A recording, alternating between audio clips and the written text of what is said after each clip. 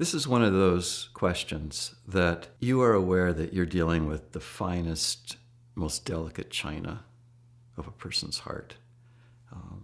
Could be death of dreams, could be loss of a loved one, could be financial ruin that has no obvious, what's the benefit of this that has happened? It could be a prime of life struck down with a deadly illness. It's fine china. It's delicate. It's fragile places and people. And so certainly the fundamental tenderness of heart and commitment to walk beside someone and not just view it, I'm going to come up with a few things to say that are going to fix it. That's going to be the starting point. That said, it is wonderful and fascinating how frequently God recognizes this struggle we have and then speaks to what the purposes are, that there actually is a point, and many, many different directions. The famous ones, the book of Job. Neither Job nor his wife nor his friends know the real answer because none of them know the backstory of what bigger things are in play cosmically, you might say. And they're all wrong at one level. His friends are really wrong because they just try to moralize Job and blame him.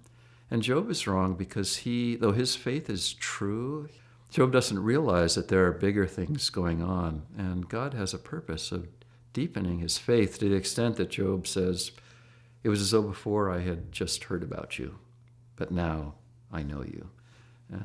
Or you think of how many Psalms portray the way that affliction presses us into immediate awareness of our weakness and vulnerability and makes us seek refuge in the one person who is strong and the one person who can protect us, the one person who can act and bring deliverance into our lives. You think of the way that 1 Peter opens with this question and talks about the way that suffering it either washes out your faith as false or your faith becomes deeper, becomes true gold that's purified. James starts with the same topic.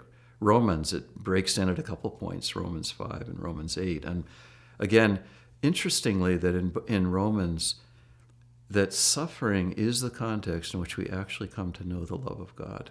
And we could go on, but that reality that there is a purpose and that those are purposes that we've pointed to are all ones that have this profound altering effect in who we are as people and how we face life.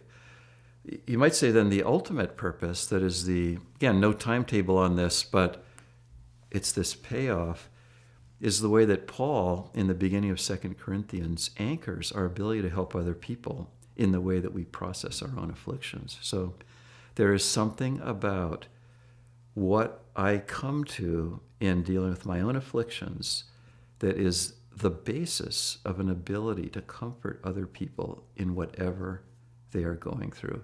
It creates this convergence of seemingly paradoxical qualities that on the one hand, a deep sympathy with sufferers, and on the other hand, a clarity that is able to take people somewhere, help them go somewhere with it. So how do you combine having a sensitive heart and having somewhere you can take people? Typically, there are people who have a bleeding heart, and there's people who got a lot of advice.